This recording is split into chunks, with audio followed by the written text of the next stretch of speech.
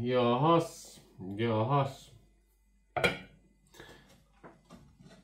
Siinä vaiheessa, kun ostat Kamuksilta auton, niin ota siihen Kamux plussa. Sarkasmia, sillä ei tee hevon vittua. Jos ei ole paperi siitä, niin sä et voi edes pyyhkiä persettä sillä. Eli tämmöstä on elämä Kamux Plussan kanssa ja alle 200 tonnia ajetulla autolla. Ei riitä rahat mihinkään muuhun korjaamokuluihin.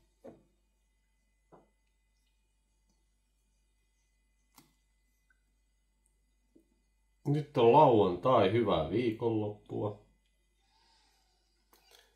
Voin sanoa ihan rehellisesti, että söisin jotain muuta. Jotain muuta kuin makaronia. Näin viikonlopun kunniaksi. Ei se mitään. Testasin arkijuusto. Aivan paskaa. Aivan paskaa. Musta leima. Punaleima.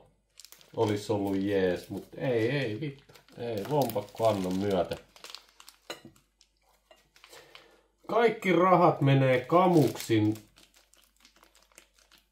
Kamuksilta ostettu autokorjaukseen.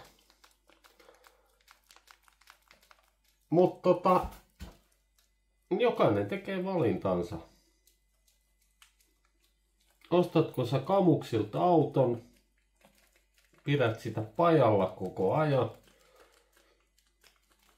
ja syöt makaronia, vai ostat sä auton jostain semmosesta hyvästä liikkeestä. Jos tulee ongelmia, ratkotaan ne yhdessä ja sit jää rahaa johonkin muuhun kuin tämmöiseen makaronipaskaan.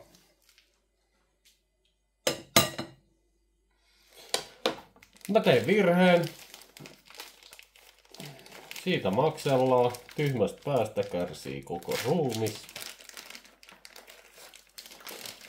Ei tosiaan oo mun suosikkiruokaa.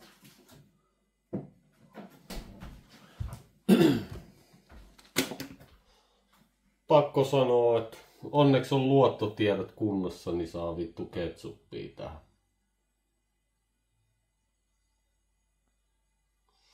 Mut ei mitään. Kiitos Kamux. Hyvää viikonloppua.